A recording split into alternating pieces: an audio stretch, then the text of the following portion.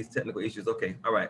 So, welcome to the 17th episode of the Revolutionary Code, where we bring you the truth about how governmental politics actually works in every facet of human existence, and how that affects our people, melanated Black people here in America. I am your host, Brother Tamani M. Wandani out of Houston, Texas. I am the direct revolutionary product of One Cardinal and Bayou Chewy out of the Shrines of the Black Madonna, and an indirect revolutionary product of Reverend Albert B. Clegg, African name Jaramogi Baby Ajiman, the father of liberation theology and the founder of the Shrines of the Black Madonna. I am also the founder of the Black Gold Nation Movement. My co-host, the National Director of Political Strategy and Implementation for the Black Gold Nation Movement, and the Chairman of LACE, Liberation Advocates for Community Empowerment, the intellectual gangster and corporate grassroots revolutionary from Shreveport, Louisiana, aka The Boot, Brother Craig B. Lee. How you doing this evening, Brother Craig? I am doing irate. One Scorpio in the house, November the 17th. And you make me want to do my DJ, radio DJ voice.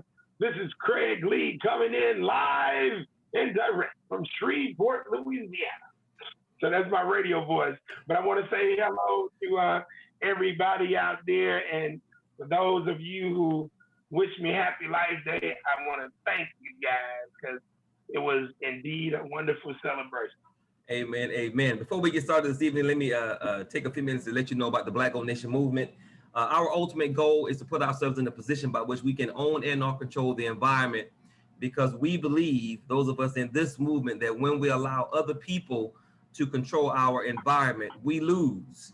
When we allow other people to control any aspect of our environment, any systems within our environment, we lose. So when we allow other people to control the political system, the educational system, spiritual system, agricultural system, security systems, whenever we allow other people to control our space, we always find ourselves on the bottom in that space. So since we don't want to remain on the bottom, since we want to flip that script, we want to be in control and on top. So to do that, we have to identify Black people who want to do something, mobilize and organize those Black persons, and build. So we're not here just to inform you or just to educate you. We want to inform, educate, motivate, mobilize, organize, and build. Every single thing we do in this movement is about bringing our people together so we can find the right people, so we can build a nation within this nation, so we can have power. Period. We believe if what you are doing does not add to us getting closer to building power, then you're making it easier for us to get choked out at the end of the day, and we don't want that. We want to prevent that from happening, and we believe the only way to do that is for us to have power. So that is why we're here. That is what we're trying to do, and we hope that you enjoy the show and that at the end of it, you find a reason to join us and move forward and help us build. So the title of tonight's show is The Matrix of Black Life, the Systems That Govern It, and the Only Path Forward. Before we jump into tonight's show topic and information, I want to give a shout out to the supporters and members of the New Era organization. I was fortunate enough to be invited to a meeting they had last night. It was a very good meeting, very energetic, a lot of good information given. And I want to say kudos and congrats and tip my hat to the young people who are leading that movement in an effort to do some serious grassroots work and activity in the community. So I want to say much props to the New Era movement that started with New Era Detroit, and now they're in Dallas and they're trying to start a chapter in Houston as well. And I think they have about 10 chapters so far. So shout out to the young people for trying to do a good job. All right, so the topic, the matrix of Black life, the systems that govern it, and the only path forward. So every other Saturday, we have a movie review. And this upcoming Saturday, we're reviewing a documentary called Waiting for Superman, which talks about the systematically abysmal nature of the U.S. education system and why it's so difficult to create the kind of change our children need because the adults are in the way. They are not trying to educate the children. They're trying to make money, and it's a bureaucratic nightmare. So when I was watching this documentary, I was, of course, it's about the education system, but then I started thinking about the other systems that govern our lives that we think are broken, but are operating the way that they were designed to operate. And that's how I came up with the title, The Matrix of Black Life, because we do in fact exist in a matrix, and we're not even aware of it. So before we jump into the details, Brother Craig, give me your definition of the matrix as it relates to not just Black people, but most people. So how would you define the matrix?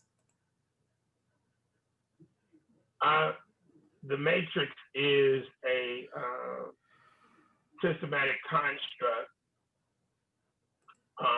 designed by the architects, engineers of the philosophy, system, and game of capitalistic white supremacy that controls every facet of your life, from your home to your church, to your school, to your doctor, every facet, to the grocery store, to your job, to the entertainment branches that you are bombarded with on a daily basis.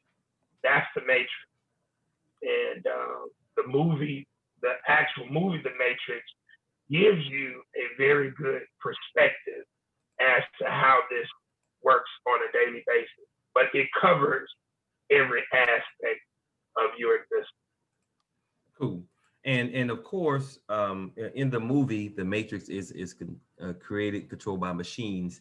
But you know, we're not saying that this matrix is controlled by machines. It's controlled by people who are driven by a philosophy that supports their belief in their superiority over every person who isn't a part of their particular group, and that drives their mafioso mentality and their actions to take, keep, and maintain power by any means necessary. So we're going to look at and break down in detail, as much as possible, some of the major systems that govern the lives of our people, and then give those that are watching the show our BG answer to that system to move our people forward. So the major systems that govern the lives of Black people that we have to deal with would be the religious system, the cultural system, the educational system, the economic system, the socioeconomic system, and the political system. So we want to look at each one of those systems as it relates to our existence in this matrix, in this construct created by other people, so that we'll understand what that system is, how it functions, and then we want to give people the answer, the flip side to that system. Does that make sense to you? Oh yeah. Cool. Yeah, all right. Excellent. So we're going to start with the religious system. So tell us how this country's religious system concretely plays out in the matrix of our lives as melanated Black people in 2020. How does that look, the religious system within this matrix? Well, what the architects and engineers of the philosophy, system, and game of capitalistic white supremacy racism has implemented can be defined as the 3M formula. The 3M: missionary, military, and merchant. Missionary, meaning the indoctrination with the whole religiosity piece. The military forcing you to comply with not only the theology, the religion that they're pushing, but also the philosophy that's going to regulate your life, and then the merchants, meaning the economics. So when we look at the religious component, that religious component is the same thing that's been in existence for, centuries, Eurocentric Christianity. And unfortunately, when I know you're starting with the religious system, but the number one system that primes you, gets you indoctrinated into the religious system, is the home system. The home system, starting with your mother and father, your immediate family, your extended family. That's the first system that indoctrinates you and gets you ready to enter into the religious system. So your mother and father or your grandparents, they've already been indoctrinated by the religious system and every other system. So they're ready to indoctrinate you even before you are born. You see, so Minister Louis Farrakhan has a saying that the first teacher of the child is the woman. You know, right. Woman is the first teacher of the child.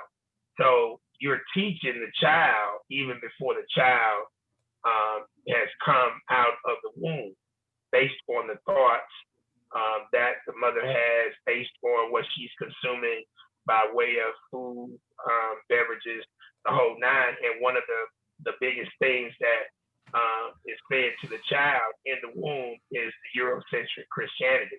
Right. And so the majority of people would never be able to break those shackles because they've never been trained how to study, analyze scripture in the Bible. They really take the Bible literally when the Bible, the Quran, all this stuff is written figuratively, and within the overall dynamic of the United States, it's such a clever game that's played. Mm-hmm. I mean, it's really sad that our people don't understand this. When I do workshops with Christians, I'll always ask them the question, how many of you are Muslim? I ask Christians, how many of them are Muslim? Right. And of course, everybody says nobody is a Muslim. Sure. And so I say it's very interesting that you say that when if I go to your cornerstone on your church, I can see a Masonic symbol on your cornerstone, the compass and the square. And that's a Masonic symbol. And so if you understand Masonry, and unfortunately, your deacons, your preachers, all these folks, for the most part, are Masons. Many of them have never gone past the 32nd degree, so that's why they say that they're not Muslims. But those who have gone past the 32nd degree know once you cross over, you now have to start studying the Quran. Right. So this is a diabolical game that's played on the masses of the people, and the essence of the game, ironically, is to make them to comply to specific scriptures in the book. But if you study the book, even with the distorted King James version of their book, you can find some truth in there that can actually liberate you if you know how to break it down, analyze it, and read it. But unfortunately, the majority of people cannot. Sure. So whether you are raised in a Christian household, Muslim household, Hebrew Israelite, whatever, mm-hmm. Religiosity blocks you from tapping into your power, and the power is that spirituality. And so if you can never tap into your spirituality, you're never going to be able to figure out the philosophy system and game of capitalism. Right? That's a perfect segue to the next question, because the next question is, if that religious system that this country has given us, that governs the lives of most of our people, that has us stuck in a matrix, then what is our converse? What is the answer to that religious system? And you just said spirituality. So what kind of spiritual system do we need to protect our people from that religiosity so we can get out of this matrix on the religious level? See, and that's the interesting thing. Spirituality is I tell my cousin, I've been mentoring my cousin Melvin Johnson for a long time now, and there is no structure to spirituality. I mean, and that's the unfortunate thing. Most of our people, when they start talking about spirituality, they actually recreate a damn religious construct that they claim that they are trying to break away from. Mm-hmm. Spirituality is all encompassing. Chemistry, biology, it's everything, because the creator is everything. And so once you can take your mind off of trying to confine spirituality, then you'll start to understand there is no real structure for it. So you can create how you want to create it, as long as you're tapping into as much of the creator's knowledge as possible. My former business partner used to tell me, Israel Shadea, if you want to get to know the creator from a spiritual standpoint, study nature, because nature has never betrayed the creator. So through the construct of studying nature is a spiritual system. So you kind of like just have to put it together. I don't have a recommendation for that. Mm-hmm. The thing that I tell people is to become a life student. So whether it's mathematics, whether it's music, whether it's whatever, mm-hmm. the creator is all about that. So if you're studying that, that will help you to elevate your spirituality, along with learning the essence of Christianity from the real aspect, Islam, whatever. All of those are books that can actually help hurt your mind, trick your mind to go into the next level. So if you can, give us an example of what that looks like. If our people were in the right, or in a right spiritual system, what would that look like? It would look like your damn communities are well kept. See, because now when you tap into your spirituality, you're now going to edify the creator in everything that you do. You're going to take care of your family, your immediate family, your extended family, your community. Everybody is going to work in unison. You're not going to see trash on the street. You're not going to see the violence. So it's more about the conduct and the behavior. That's what you'll start to actually see change. The symbolism, which a lot of people get into the symbolism aspect of it, I'm not too focused on that. I know within our BGN construct, we have people that are going to put the spiritual construct together, and I'll work with that. But the number one thing you're going to see is the conduct and the actions of people change. Mm-hmm. And I'll give you a good example. My cousin is on the call, Melvin Johnson, and he's an educator there in Houston. And I just stumbled onto this brother a few months ago, and I really thought he was a gimmick artist with a phenomenal concept song called "Try Jesus, Don't Try Me." Right. Because I'm a whoop your ass. That's right. In Wigwe, okay? And so I thought he was just a gimmick artist. Mm-hmm. Until I stumbled onto some videos of this guy yesterday, and I said, God damn, this guy is the greatest rapper of all time. Mm. No joke. Forget Tupac, forget Jay-Z, forget Biggie Smalls. If you go and research this guy, Tobe, T-O-B-E, in Wigwe, N-W-I-G-W-E,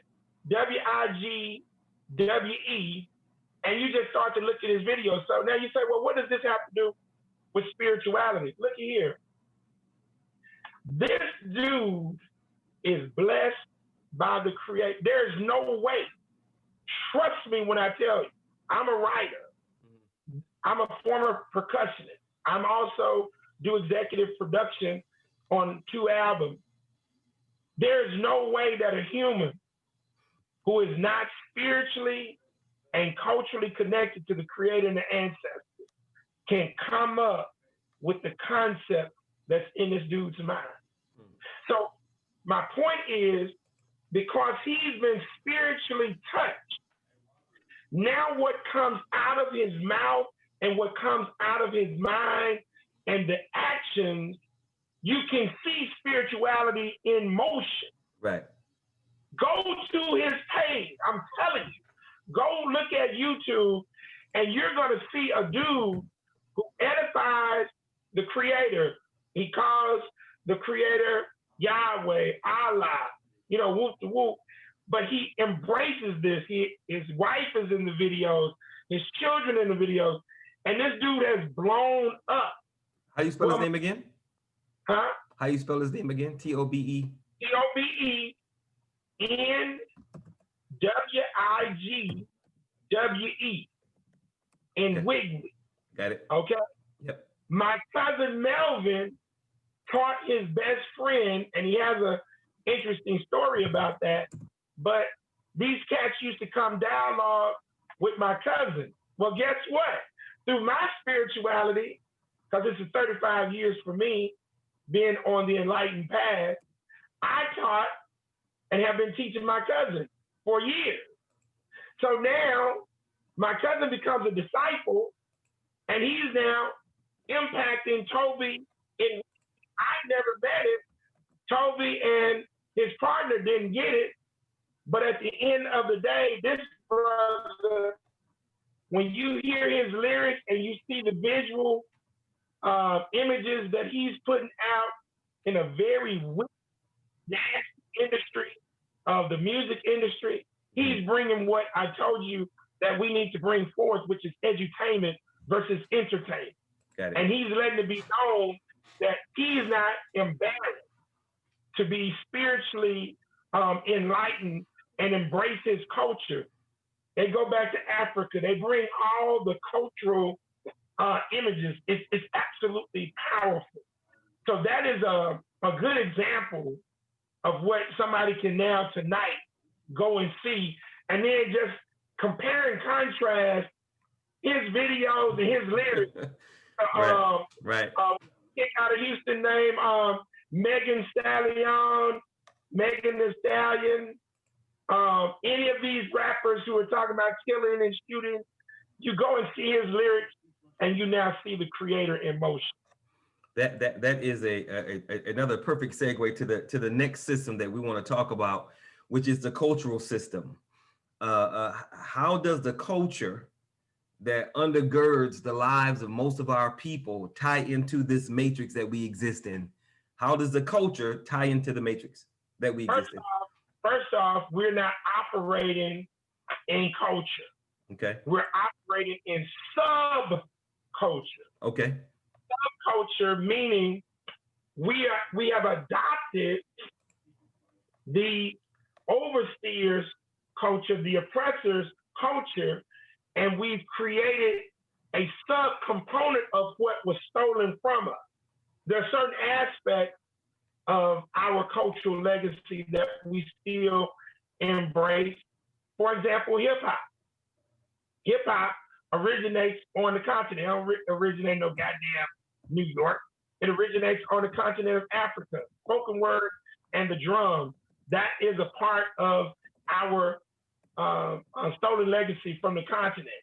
So they reclaimed it and they put it into a different format, but all of that goes back to the continent. So we're operating not within our culture because that's been stripped. But if you take Tupac video, yep. In Tupac videos, he used to pour out liquor for his home. Sure. What is that called? Libations. Libations, Yep. right? Yep. So he was celebrating his ancestors. If you go back to the movie Cooley High, Preacher, yeah. When Cochise died, they're pouring out liquor for them. That's libation. Sure. Right? Yeah. Ain't nobody taught them that. That was a part of their cultural, the genealogy that's a part of their cultural experience that's been stolen from them, right? Mm-hmm, mm-hmm. So they were still expressing it. So we're not operating within our actual culture because we weren't. most of the actions that we take on a daily basis, we wouldn't do. Right. Most of our eating habits, we wouldn't do. Mm-hmm. Most of the way that we dress, we wouldn't do. But the best examples to show you how culture is still a part of us is really through the art and through some of our intellectual capacity when it comes to building things. But the white folks know the greatness that's in us, so they stem the tide and have us tapping into their Eurocentric culture. So we're now trying to denounce who we really should be striving to be, which is the culture. But without that being taught, there's no way. Culture is what structures you to maneuver on a daily basis within this particular realm. Your food, how you embrace learning, your family structure, how you take care of your children, how you relate to the opposite sex, everything that governs your daily life, your politics, all of that is a part of your culture.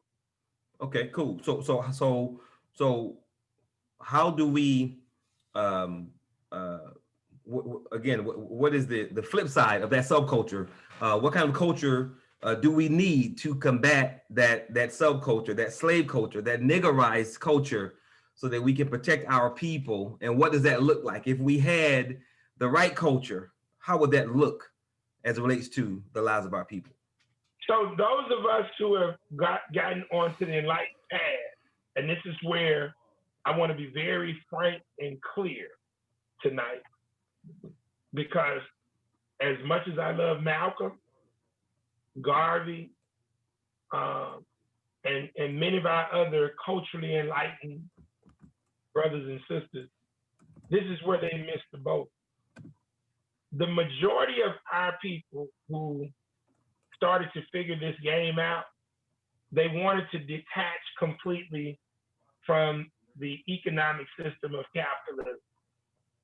Well, that's problematic, because this enslaved Negro, that's a part of our African descendant population, the only goddamn thing they believe in is money, status, and materialism. Mm-hmm.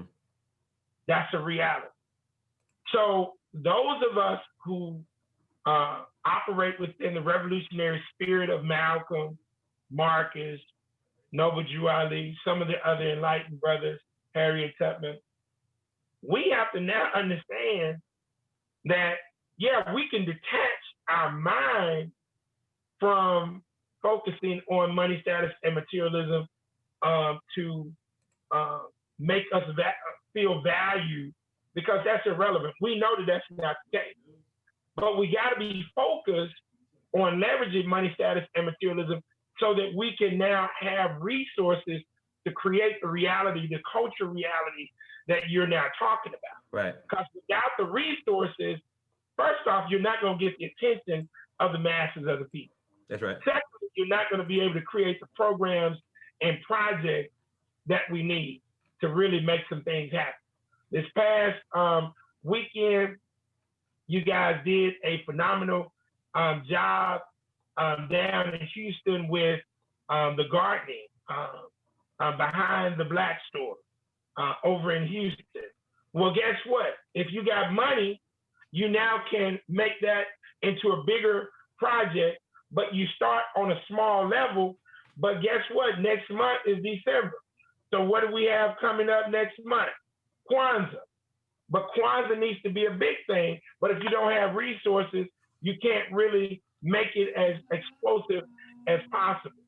So the number one thing that we have to do is embrace our entrepreneurial mindset as business owners, for-profit, non-profit, so that we can leverage the money, status, and materialism in order to capture our people's attention.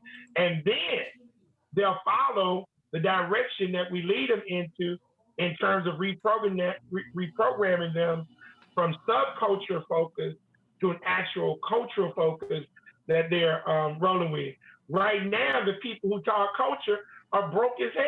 Yep. So they don't see any value in reading no goddamn miseducation of the Negro.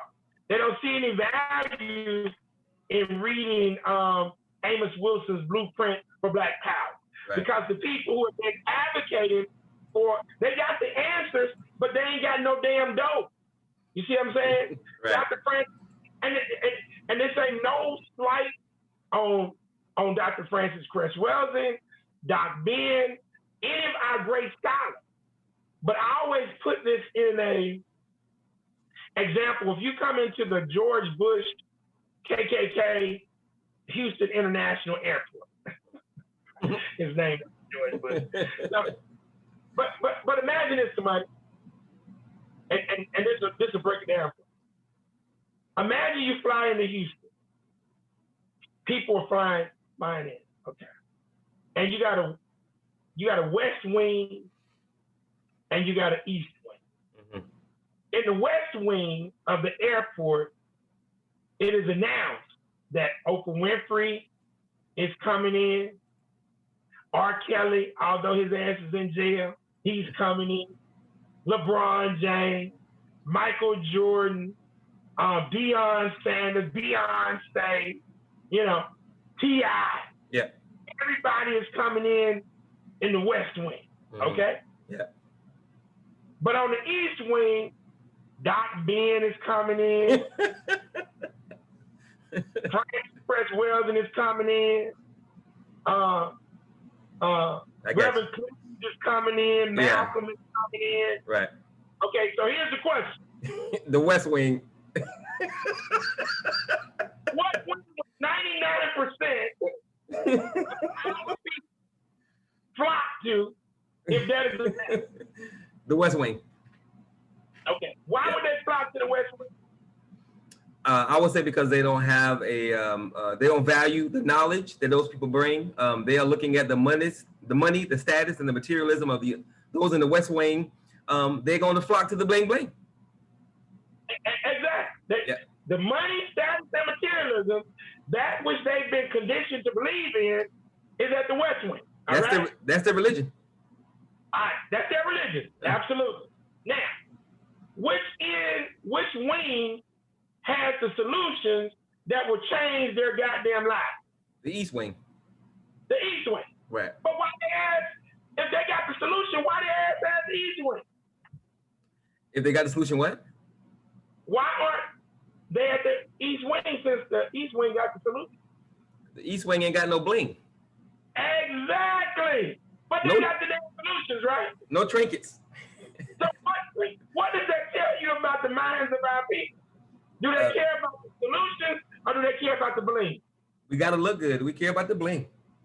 So, now, you, myself, Brother Naru, my cousin Melvin, Tyra, all of us would be at the East Wing, right? Yep. So now, but 99% of our people is at the West Wing. So what's the solution? The solution is to create a central wing. Yeah. A buffer between the East and the West. Because we know the West people ain't coming to the East because they don't give a damn about the solution and they don't want to put no work in. So we're down there getting the information, but guess what we got to do? We got to go back amongst the West Wing, and the only way we can get them to the Central Wing is to do what? Have some bling. You goddamn right. But we also got to have what? Some answers and solutions. Exactly. So now we can put money in the hands of who? All the people who are flocking to the West Wing. The grassroots majority. But before we put money in their hands, because they're going to start following us. We got to have it. We got to have it. But we got to put money in the hands of the scientists who come up with the solution. Right. And bring their ass to the Central Wing as well. That's right. Because they ain't got no goddamn money. Right. And so that is the dilemma that we face, and that is the solution. Cool. All right. So the next system is the education system. And again, the Tonight Show title came out of that documentary that you had that we want to review this coming Sunday. What? Waiting for Superman. Yeah, phenomenally awesome, extremely sad documentary. So, you guys, if you have Netflix, you need to go watch it because it is our movie review coming up this Saturday morning at 9 o'clock Central, 10 o'clock Eastern. So, the education system. How does the education system that routinely and religiously under and miseducates not just our people, but most of the people on the planet, how is that tied into this matrix that we exist in? How does the education system tie into the matrix that we exist in? First off, we got to stop calling it the education system. Okay. Because schooling, the public schooling system. All right. The public schooling system. I can dig that. Doesn't mean education. Dig it. That's the first illusion. Okay. Could you possibly gain access to some information that could lead to some education while you're in the public school or the private school? Yes, you can. But the whole game was never designed to educate you. It was designed to train you to assume a role. And what role are you supposed to assume? The role of either laborer, consumer, or criminal. And also homeless now. Yeah. You can throw that in. But it is very important to understand that capitalism is predicated on the creation, maintenance, and expansion of a permanent underclass. That's right. So in essence, in order to have a capitalistic system, and I'm glad that Brother Lloyd is on the call tonight, in order to have a capitalistic system, guess what you got to have, Brother Tamani? An abundance of stupid ass people. Amen. Those that don't know how to critically think. So people believe that they're getting education. You're not getting no education at all. You're getting training, and what happens when you now stop the training, you now end up becoming, and Tyra just said it, a part of the permanent underclass. Yes, sir. It's designed for that. It ain't designed to educate you, because if you become educated, your ass becomes a threat. Right. And they just need to become a consumer within the overall process of the game. That's why Dr. Carter G. Woodson wrote the damn book, Miseducation of the Negro. And within the book, he said, if you can control a person's thinking, you don't have to worry about his or her action. When you determine what a person shall think, you don't have to concern yourself about what he will do. Okay? So now he had to go back and revisit how he had been brainwashed, indoctrinated, and miseducated. Right. And so that's why he wrote the goddamn book. And so our people believe by acquiring degrees, that's education. But that's not education. Obviously. Because you don't even understand how the system is functioning. That's why people say, well, it ain't supposed to be like that. The system is broken. We got to fix the system. That's how it's designed. From day one. They just didn't tell your age. Right. You didn't get the memo, right? You didn't get the goddamn memo. You weren't in the briefing room. Okay? Yeah. So, and we still refuse to get that this is all a game. Okay? Yeah. So we're not dealing with schooling. I mean, we're not dealing with education. We're dealing with schooling. And within the schooling, you can get some basic elements, but it's going to be up to us, yet again, those who are the grassroots revolutionary, to tap into what? The money, status, and materialism in order for us to design an actual institution that will educate our people. Not just the damn children, but their goddamn parents as well. Yep. Because when they leave the school, and it kills me when people say this, well, we just gonna focus on the children. How the hell you just gonna focus on the damn children, and they gotta go back into the household with all these retarded ass parents? Right. You see? Yep. So you gotta do a wraparound concept to help the parents, the children, the grandparents, the whole nine. If you don't have the money, status, and materialism, you're not going to be able to do that. So the public schooling system is functioning in an operative manner to help produce the cradle to prison pipeline, not just the school to prison pipeline, but the cradle to prison pipeline. Because most of these goddamn parents, the highest math, I'm 53. And how old are you, somebody? 50. Okay, you're 50. Yeah. What do you think the highest math that people who are in their 40s, 50s, 60s, and beyond, what's the highest math that class that the majority of people in our age bracket take, even in their 30s? I'm gonna say algebra. Hell no. Business math or consumer math? Business math or consumer math? That's goddamn 1 plus 1. They don't know nothing about nothing. Most of the people ain't never taken algebra, geometry, trigonometry, and you forget calculus and all that kind of stuff. Right. Okay. I was doing my first housing project about in 2006, and a brother was doing my tile, and I'm talking about, man, his ass was making them cut freehand, and I said, Brother Freddie, when did you take? I mean, how did you do in your geometry class? Cause he's doing geometry, right? He said, "What's that?" Oh. I said, wait a minute, Freddie, you are doing geometry.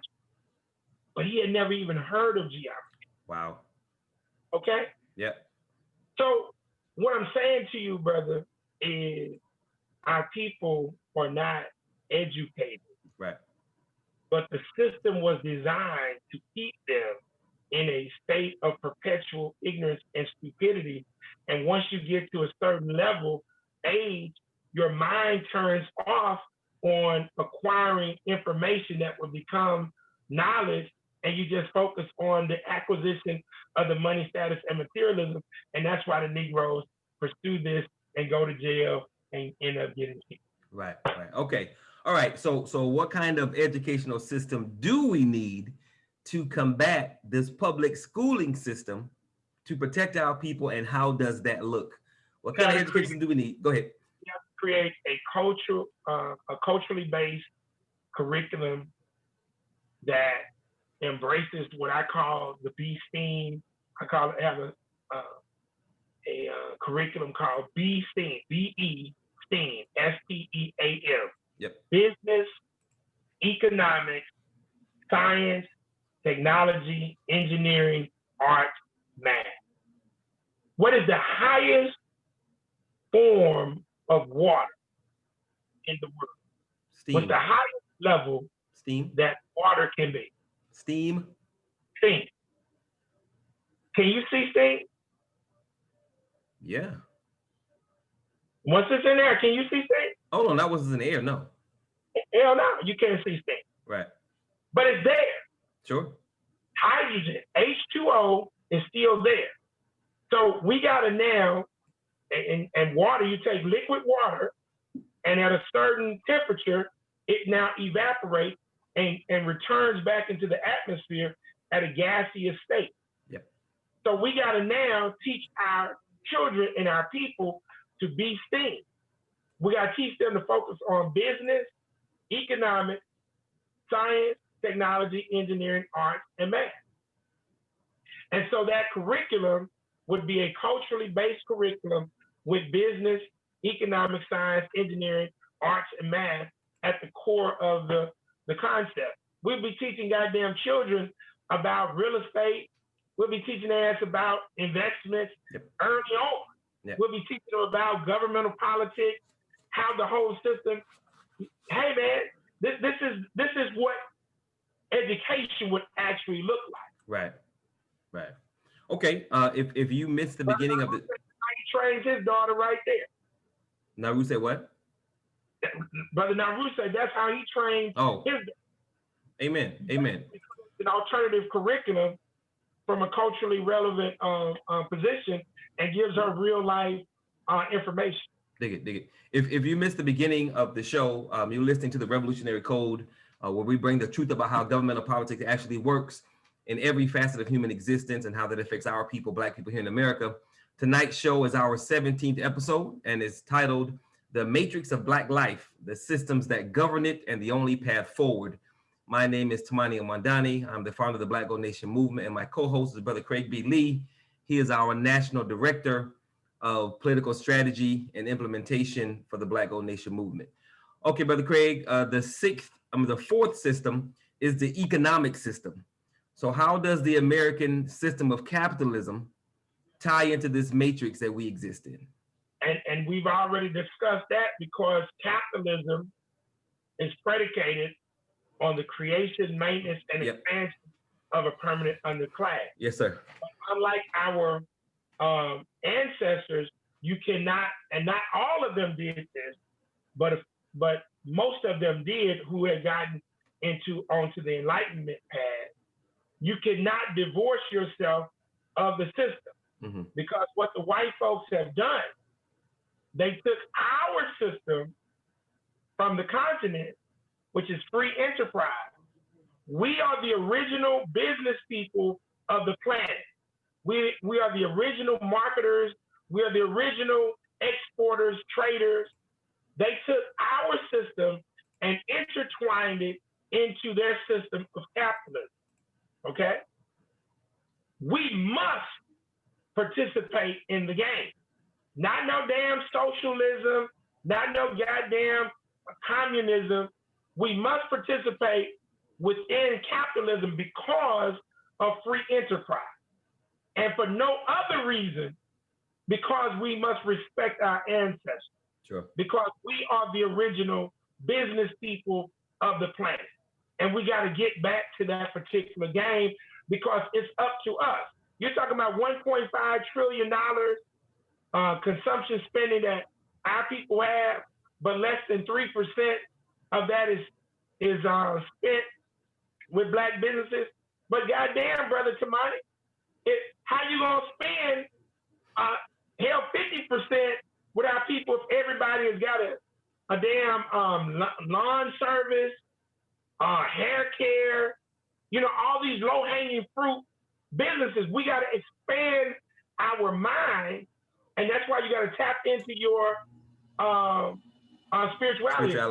Brother said, well, Black capitalism save us. I'm not talking about Black capitalism. Capitalism is an evil system, but inside of the evil system, it has free enterprise. Free enterprise is not capitalism. It's two totally different concepts. This world that the white folks have created is not one-dimensional. It's multi-dimensional. So you gotta move beyond this now. I'm not talking about Black capitalism. That is a bad thing.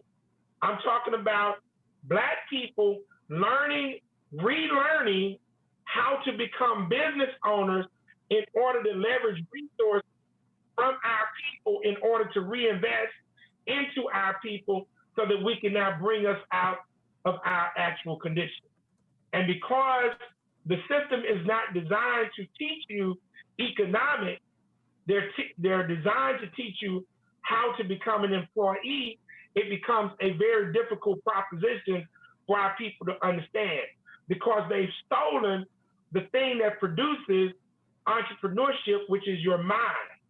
Because you have to now, in order to have an idea, it comes from your mind and your spirit. But if you're not tapped in spiritually and culturally, you cannot produce the ideas that can not only help you, your immediate family, and your extended family, but your community and our people as a whole. Beautiful, beautiful. Okay, so is it safe to say or assume, well not assume, but safe to say that how that economic system will look for us would be a Black Wall Street? I mean, to some degree. If not that, then how would it look? It actually would be more in depth because economics, the textbook, the white textbook defines economics as this: the production of goods, services, production, manufacturing of goods, services, transportation, storage, distribution, and consumption. And really, they just break it down into production, distribution, and consumption. Mm-hmm. I bring the other two components in because they're very important to understand transportation and storage. Mm-hmm. So what I'm saying to you is we're getting back to becoming producers. Okay. Black Wall Street, there were things that we did within that particular, and not just in Greenwood, but throughout the country. Sure. We produced certain things, mm-hmm. but we got to go on a more global aspect. That's right. So that we can supply the needs and desires of our people throughout the entire globe, right, in partnership with our brothers and sisters in Africa, the Caribbean. So it would look like a massive concept of those of us who are producing goods and services. Some of us are in the transportation game, not just in 18-wheelers, but in shipping, in the rail business, okay? Then you get into the storage game, these massive warehouses. Yep. In order to transport products, hell, you gotta have somewhere to store them. That's right. And then, of course, we can do the distribution thing to our end users. And the Negro is the greatest consumer in the goddamn world. We just don't have the businesses for them to consume from us. Right. And I do want to dispel the myth, even with as indoctrinated as our people are.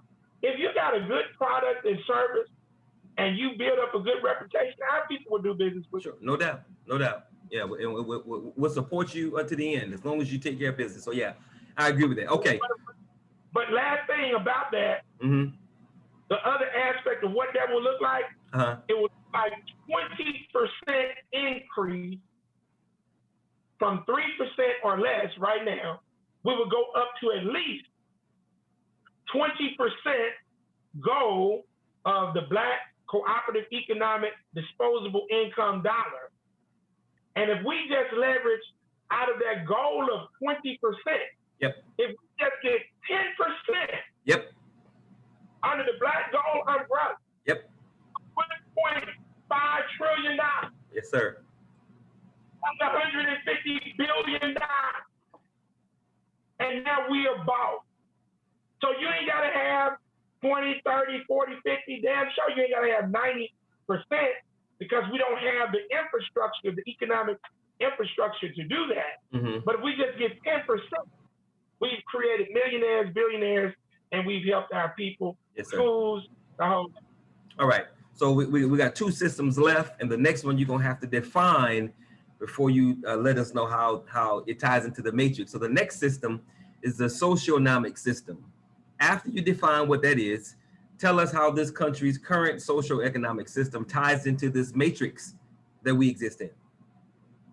Socioeconomics is the art and science of dealing with public institutions, public schools, healthcare, sick care, anything that the mass amount of people have to utilize. That's socioeconomic, right? Yep.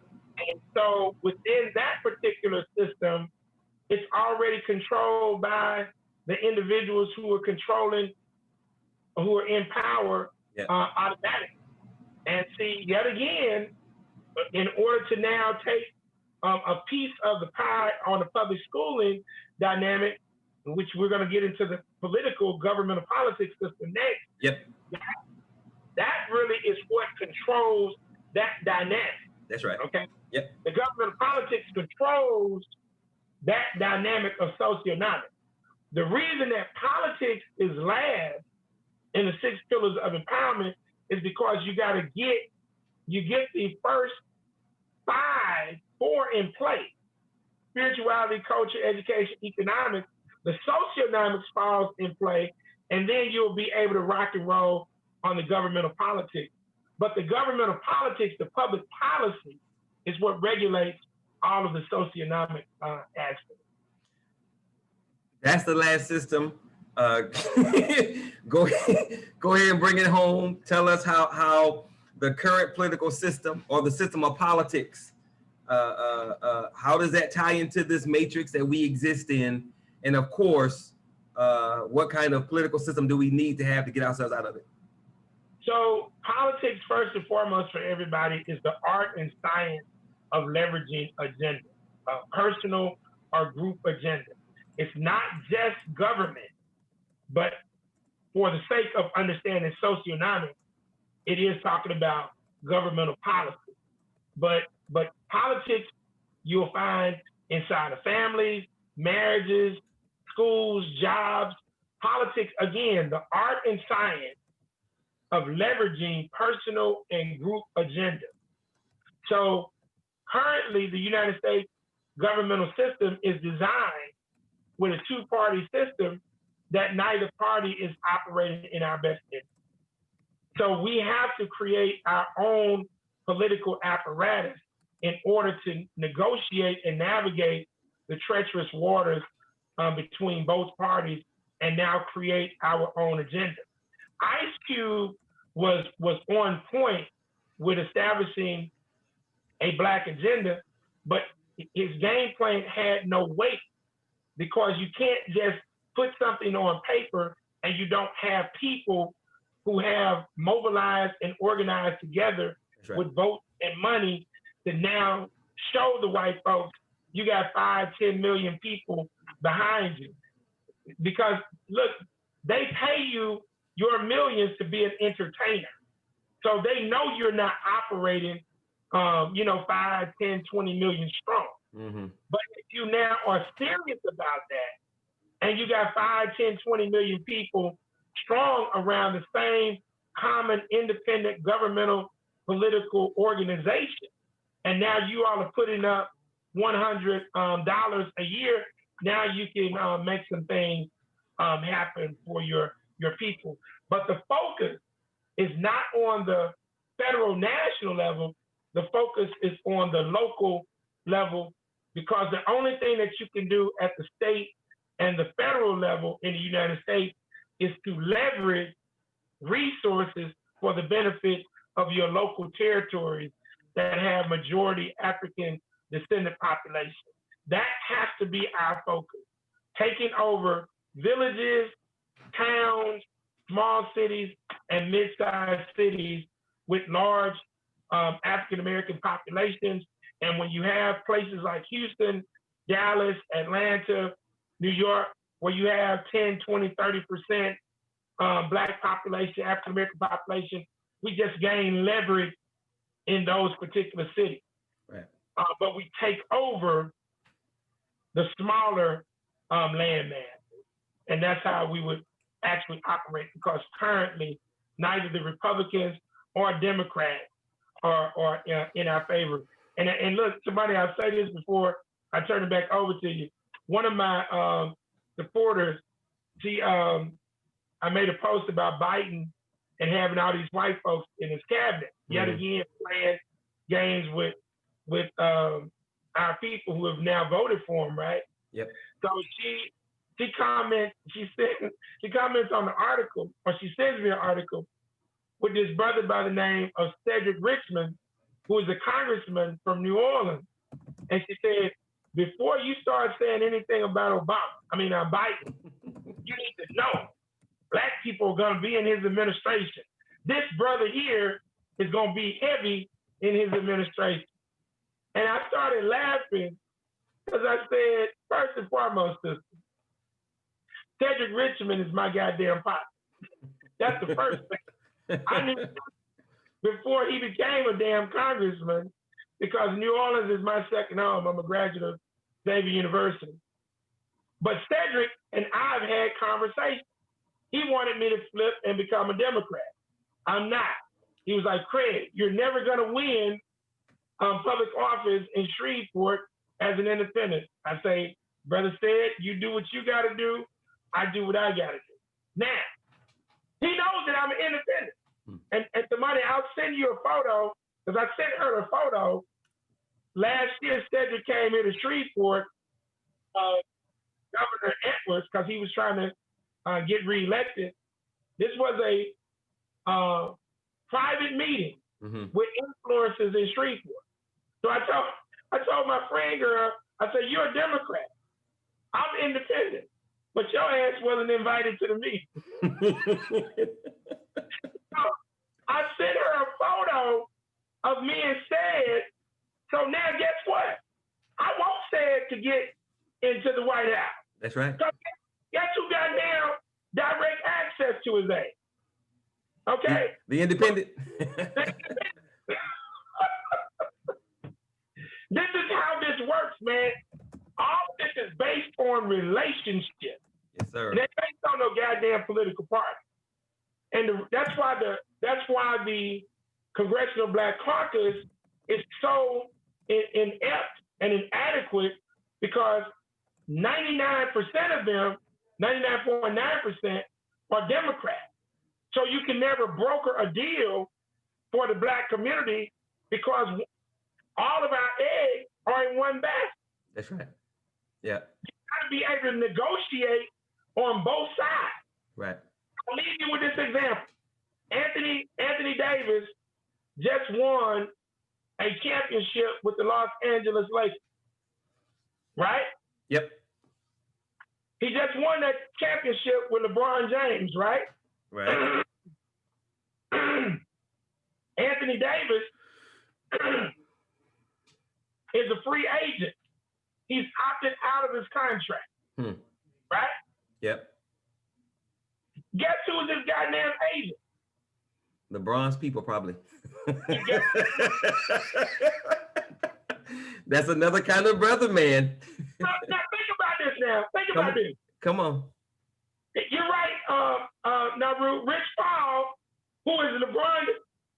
When you say Rich Paul, you're actually saying LeBron James. Right. All right? Yeah. So LeBron James is his teammate and his goddamn agent. Beautiful. So today, he rejected the first offer. Now you know he's gonna sign with the Lakers, right? Probably. You know he's gonna sign with the Lakers, right? Yeah. He gotta sign with the Lakers because his boss is on the goddamn team. That's right. Okay?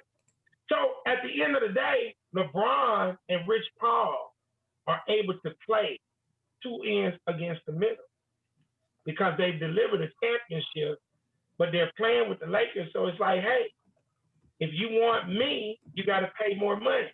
So LeBron is getting paid twice, as a player and because he has equity in clutch sports. Yep. That's the game. Yep. And I'm glad you brought that up about the Congressional Black Caucus, because we watched a panel discussion that took place in 1972. And I know, right? And it was the most of the prevailing Black leaders of that time talking about did they think that it was too late for Black people? And it's interesting that as we've discussed, you can take that video, that panel discussion, upgrade the technology and the wardrobe.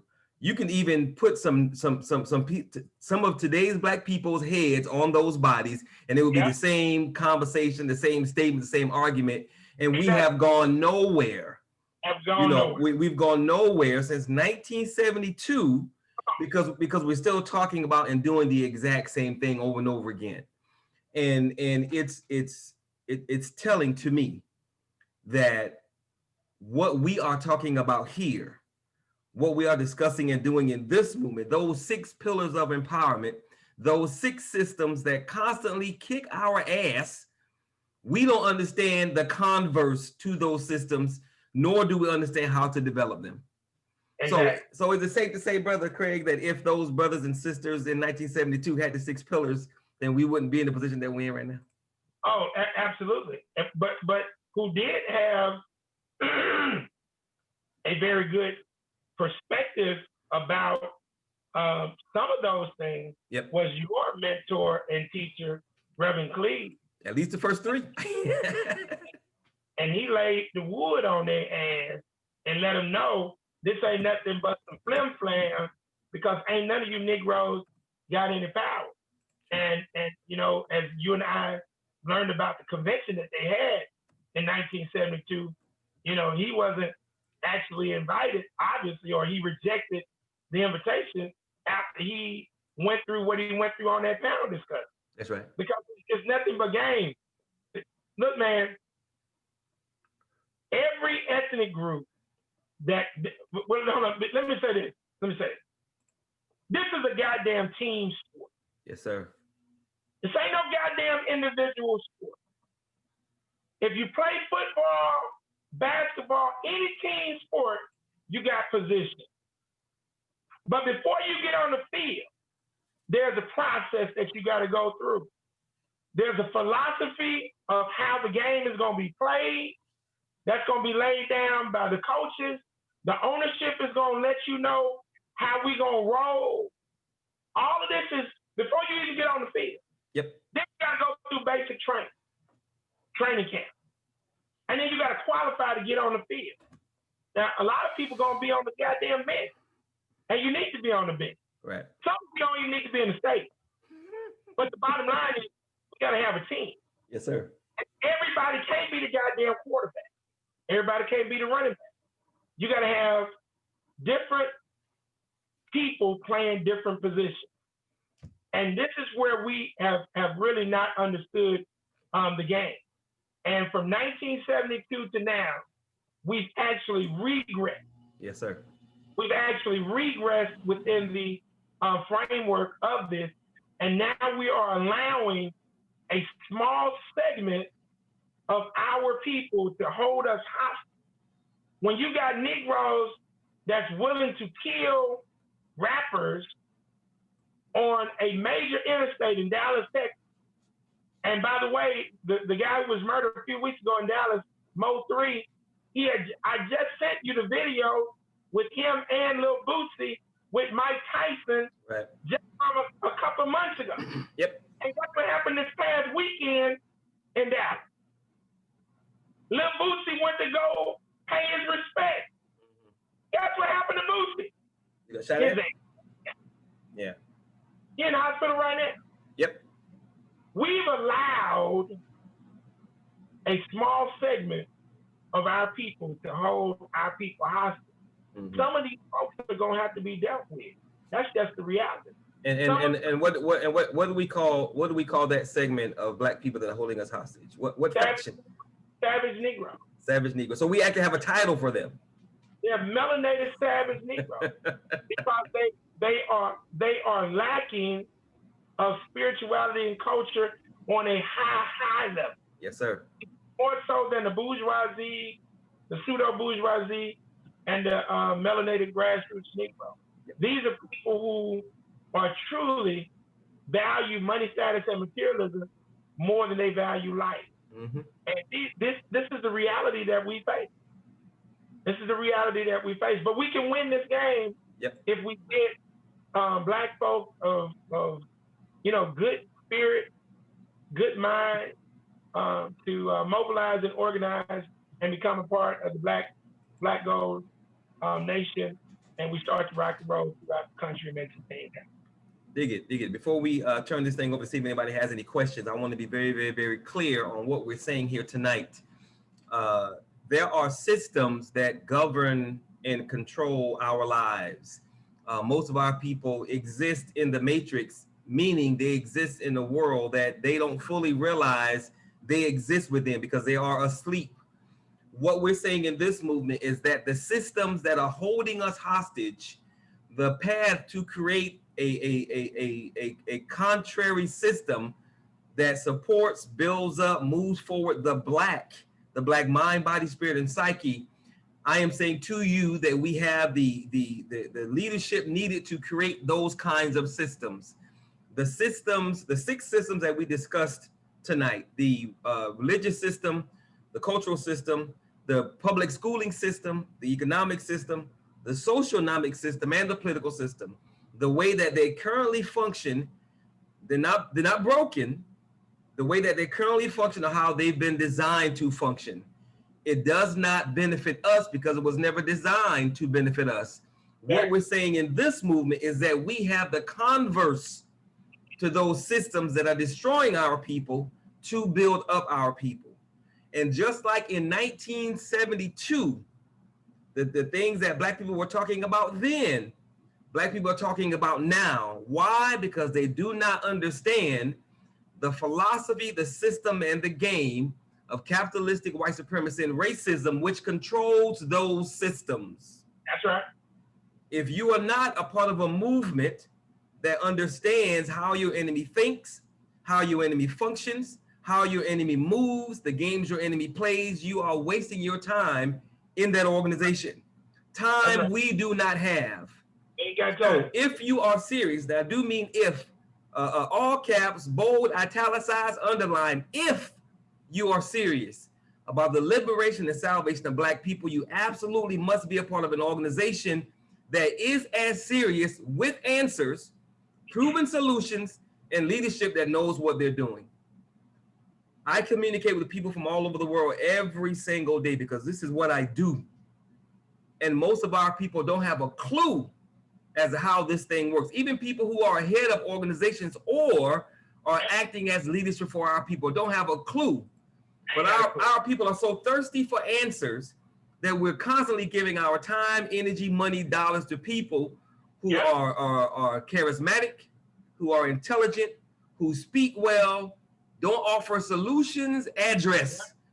But our people want answers, want solutions, and we have to do every single thing we can to bring our people together to find the right people who can help us lead our people out of this matrix. Otherwise, we're simply not going to make it. And we will become, like Sister Tara said, a permanent underclass in a country that our people built. And for those of us that have enough sense to know better, we absolutely must do better because our children are relying on us because our children don't have a clue. That's right. So with that, we're going to turn this thing over to anybody who might have a question for Brother Craig before we close it out this evening. Does anybody in Zoom or even on Facebook have a question for Brother Craig before we close this thing out? Anybody at all? Yes, sir. You know, I always have a question. I knew when you turned your camera on that you had a question. Come on, brother. Well, first of all, again, thank you for being here today, Brother Craig, and happy belated birthday. So I'm going to say, I feel like we need celebrations and ritual to connect our community. We need that dance and that music and singing together. Definitely. So how can spirituality be honored and celebrated outside of the confines of religiosity? Oh man, that's a great, and I'm glad you asked that question. That's why I really want people to look up, and I'm going to send you the video. I posted the link of his I already YouTube got it. page I already got it. Yeah. Hey, he's showing you right there, Brother Toby, and so that's one aspect. The second aspect is really, I know some people have issues with Maulana Karenga, regardless of him being a government informant. I got to tell you, he came up with a great concept with Kwanzaa. Now, what we got to do, especially with the Black Gold Nation, we got to take that concept and really blow up Kwanzaa and really patent a Kwanzaa Fest celebration that really invokes everything that you're talking about from a cultural perspective and embracing those 7 principles of Kwanzaa. That's number 2. Number 3, and this is going to start in Louisiana, but I'm going to go ahead and announce it tonight because in the next few months, I'm going to show you all, Brother Tamani, Brother Lloyd, thank you, Sister Alma, for the life they wish. Brother Lloyd and Brother Tamani tapped in to my Facebook Live this week, and I showed them how a grassroots revolutionary gets Negroes to come to a concept that I'm co-founder of for over 24 years, the Tuesday Morning Breakfast Group, where we now discuss major issues. We're probably going to have the mayor at our Tuesday Morning Breakfast Group this coming week. But what I'm about to tell you is this, because I told Senator Greg Tarver here in Shreveport this past year, but he didn't get the concept. Well, we're going to, for the first time in this country's history, we're going to manipulate our way into Capitol Hill, onto Capitol Hill, starting in the state of Louisiana, by now having a celebration called Emancipation Day. Follow me now, Brother Naru. Most people try to piggyback off of Juneteenth. Juneteenth is not a national holiday for our people. It's not a national celebration for our people. Juneteenth is a celebration for our people in Texas and certain parts of Louisiana, okay? Texas and certain parts of Louisiana. So I started thinking, we ain't never had a celebration that deals with the limited freedom that we've had that comes out of the 13th Amendment. Not no damn Emancipation Proclamation, but the 13th Amendment. And so we're going to offer up legislation to the Louisiana State Legislature, and the Republicans gonna eat it up. Because guess who wrote and passed the 13th Amendment? The Republicans. So we're gonna start exactly what you're talking about. Celebration, Emancipation Day, and that's one of the great things that we can do. Kwanzaa, we can blow up Malcolm's Life Day. We need to go and research our great people. Most people don't know about Paul Cuff. I turned my cousin Melvin on to Paul Cuff. He was one of the wealthiest men in this country after the American Revolution. He was the originator of the Back to Africa movement with Richard Allen of the AME Church, right? So, and he built ships. So we do celebrations around people like that, and we bring in the artistry and the dance and all of that with some high-level information. So that's how we do that, man. And it's just all about the creativity and mobilizing the resources to make it happen. And let me add to that. Let me add to that as well, Brother Naru. We don't need religion to be spiritual, because we're already spiritual. I guarantee you, if you get 10 brothers from 10 different cities and put them in a circle, and you put a brother in the middle of that circle that know how to play the drums, all of them gonna feel it. Yeah. All of them gonna groove. All of them gonna start moving, close their eyes. I'm telling you, man, there's something about them drums and this goddamn melanin that's funky. Exactly. So we are spiritual by nature, brother. We do not need religion to tap into our own spirituality, because like Brother Craig said in the beginning, it's already there. It's in you. We just don't know what it is. We don't know I why we so funky. Get We just that. are. I Go was ahead, brother. talking more on a larger scale on celebrations, and Brother Craig Okay. spoke on that. No, the other part, we got drum circles right here in the Bay. It's going down, but no, I get that. Excellent. Cool. Okay. But that's what it would be, Brother Naru, because Melina Karanga, as I said earlier, our people are so anti-capitalism that they forget that free enterprise is a part of it. So he didn't do his job in really cornering the market on Kwanzaa. So you start seeing JCPenney selling goddamn Canaras and I know, right? Hallmark Kwanzaa cards. Exactly. He wasn't thinking on that level. You see what I'm saying? But we got to understand, anytime you can mobilize and organize people, Louisiana is home to the largest two Black social gatherings in America and the world are headquartered in Louisiana. The largest being the Bayou Classic, which is now going to be played in Shreveport, April.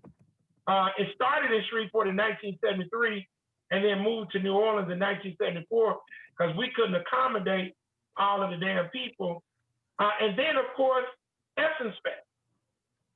Both of those celebrations bring in over $100 million a year. Get it?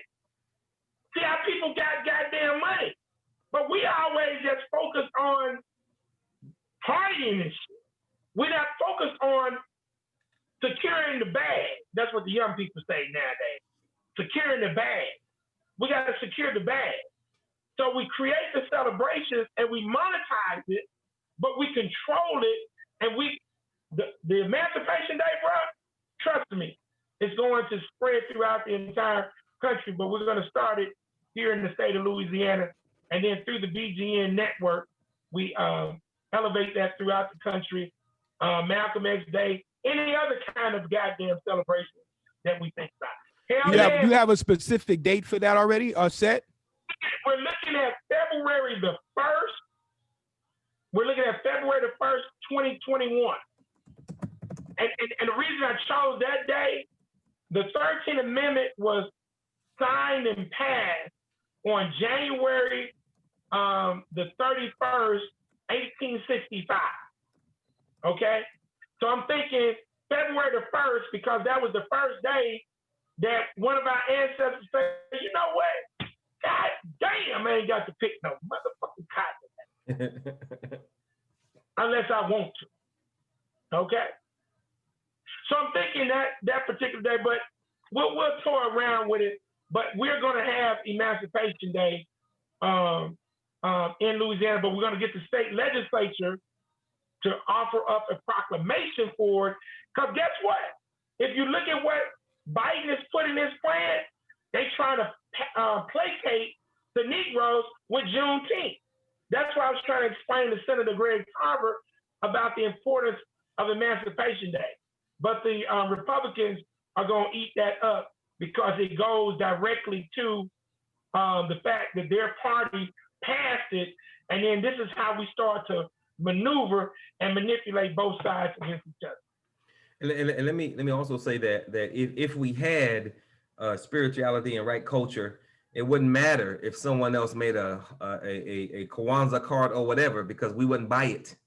Exactly. But because we don't think as a people, as a tribe, as a nation, you know, anybody can put kente cloth on anything, and our silly behinds will buy it.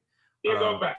Which is so sad. But anyway, does anyone else have a question for Brother Craig before we close this thing out? Anybody else at all? Everybody's good? Okay, I think everybody's good. Okay, Brother Craig? You see this? Yeah, I see that. I bought this a big ass cowrie share. I bought this from a brother in Houston, Texas. I mean, You muted. Somebody was trying to call me. You hear me? Okay. Yeah, I can hear you now. But I just wanted to show y'all this unique necklace. But this brother out of Africa, it's the biggest damn cowrie shell that I've ever seen. Yeah, it's huge. So he put it on a nice necklace. I bought it, and we can create this. Hold on, let me show you this. This is an Ankh. Where's the damn ring at? Okay, there it is. This is an Ankh. Ooh, solid gold with a diamond in the womb. A brother from the Nation of Islam designed this. Move it back a little bit. It's too close. Move it back a little bit. There you go. Okay. All right. Yeah. Okay. A brother from the Nation of Islam. Now follow me. The minister for the Nation of Islam in the city of Shreveport got married years ago. Guess where he went and bought his goddamn ring from? The pawn shop. Zales.